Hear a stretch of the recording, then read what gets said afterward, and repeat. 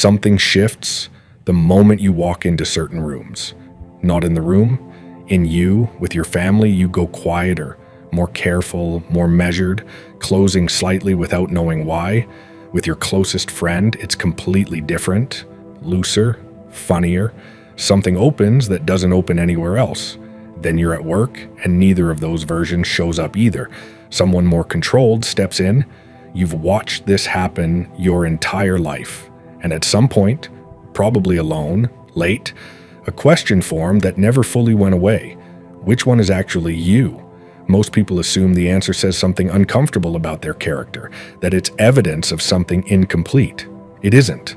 What's actually happening has a name, and understanding it changes something you've believed about yourself for a long time. The first thing to understand is that the self was never designed to be singular. Picture two moments from your own life. The first, you're at a family dinner. You're nodding more than talking. Something in you closes slightly. More careful, more guarded, more measured. The people around that table have never met the version of you that exists elsewhere.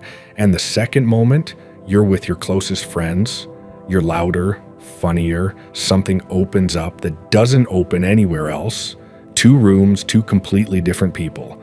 And the uncomfortable assumption most of us make is that one of them must be real and one must be the act. That assumption is over 100 years old, and it's wrong. In 1890, William James, one of the founding figures of modern psychology, wrote something in his landmark work, Principles of Psychology, that most people have never heard.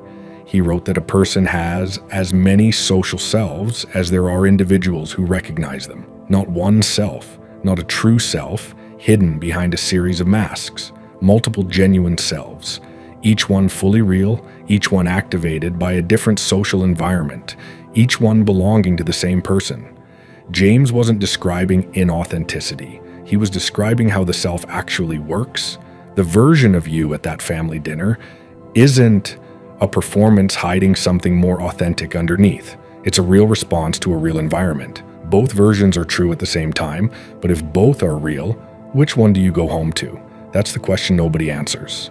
In 1974, psychologist Mark Snyder at the University of Minnesota introduced a concept that reframes everything about how we judge this. He called it self-monitoring. He spent years building a scale to measure how precisely people read social environments and adjust their behavior in response. And what he found was this: people who shift across contexts, who become different in different rooms, aren't morally weaker than people who stay the same everywhere. They possess a more finely tuned social cognitive ability. High self-monitors, as Snyder called them, read interpersonal environments with more detail, more speed, more accuracy than most. This isn't a character flaw, it's a skill. Now think about someone in your life who behaves exactly the same everywhere. Same energy at funerals as at parties, same tone with strangers as with old friends, same volume regardless of what the room needs. Most people admire that. They call it being authentic. But Snyder's research points to something different. A person like that isn't more genuine. They're less attuned to what's happening around them. And here's the line that changes how you see yourself. In a social situation, high self-monitors ask, who does this situation need me to be? Low self-monitors ask, who am I and how do I stay that way? Neither is wrong, but one of them quietly moves through the world with far more social intelligence than they've ever been given credit for. And one of them has probably spent years questioning whether they have any real identity at all, which brings in something even deeper. You're not just performing different versions of yourself, you actually have them. Think about a specific moment. Someone from one part of your life unexpectedly meets someone from another part. A close friend comes to a family event. A work colleague sees you with your oldest friends, and you watch their face as it happens. Something shifts on it. They're not just surprised, they're slightly disoriented. The person they thought they knew just became someone they've never met. Afterward, they say, I didn't know you were like that.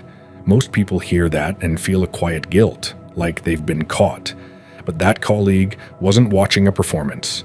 They were watching someone whose friendship identity had never been allowed to activate in front of them before. They didn't see a mask come off. They saw a room open that had always been there.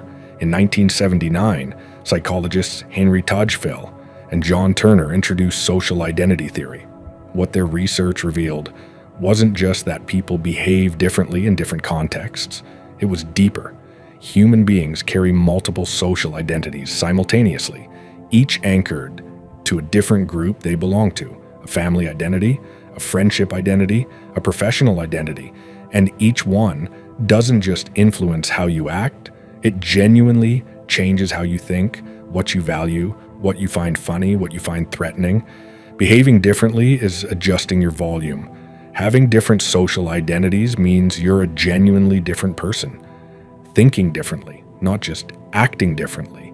Neither version is a performance of the other. They're separate psychological states that happen to share the same body. And carrying that many real selves, without ever being told that's normal, creates a specific kind of confusion that almost nobody talks about. Late at night, someone you trust. The conversation has been running for hours, and somewhere in it, they ask you something simple. What do you actually like? And you pause. Not because you're being evasive, not because you're hiding anything, but because you genuinely don't know how to answer in a way that feels true. You know what you're like with them. You know what you're like with other people in your life, but if they're asking for the version that exists completely outside of any relationship, independent of any context, you're not sure that version has a clear shape, and the silence feels like a confession. Psychologist Jennifer Campbell spent years studying what she called self-concept clarity, how stable and defined a person's internal sense of self actually is. Her research found that people who struggled to answer "Who are you?" with confidence experience real distress around it. But her work revealed something that almost never gets said out loud. Low self-concept clarity isn't the absence of a self. It's the result of carrying multiple genuine selves without ever being given a framework that explains why that's completely normal. You were never taught that the self is supposed to be contextual. You were handed one image of what a stable identity looks like. Singular, consistent, the same in every room. And when yours kept shifting, you took that as evidence of a flaw. You told yourself everyone else had figured out who they were, and you simply hadn't yet. That story isn't true, and the last piece of this is the one that replaces it with something better. There is probably one person in your life, maybe just one, where something completely different happens. You don't perform the family version. You don't activate the professional one. You don't read the room before deciding how much of yourself to let through. You just exist. The conversation runs easier than it should. You say things you haven't said to anyone else. You laugh in a way you forgot you could laugh. And afterward, something quiet surfaces. That felt like me. The natural interpretation is that this person finally found your real self. The authentic one that was there underneath everything all along. Psychologist Arthur Aaron's research on self-expansion says something different. Aaron showed that in close relationships, the self doesn't get revealed, it expands. What happens with the people you shift the least around isn't that they stripped away the performance to find something purer. It's that through their consistency, their lack of judgment, their acceptance of every version you've let them see, they created a space where all of them could exist at the same time. You don't need to monitor, you don't need to calibrate, nothing needs protecting. When the shifting stops, it doesn't mean you finally found the real you. It means you finally found someone safe enough to stop performing for. Every point in this video comes back to one thing. The self was never singular. It was designed to be multiple, contextual, adaptive, relational. That's not instability. That's how it was always supposed to work. What this video has been quietly dismantling is the belief that your inconsistency means you don't know who you are.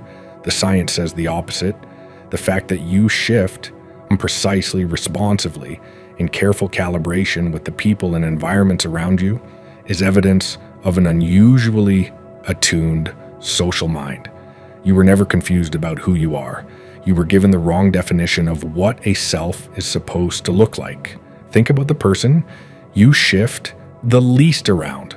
What is it, and specifically about them, that made all your versions feel safe enough to exist at once?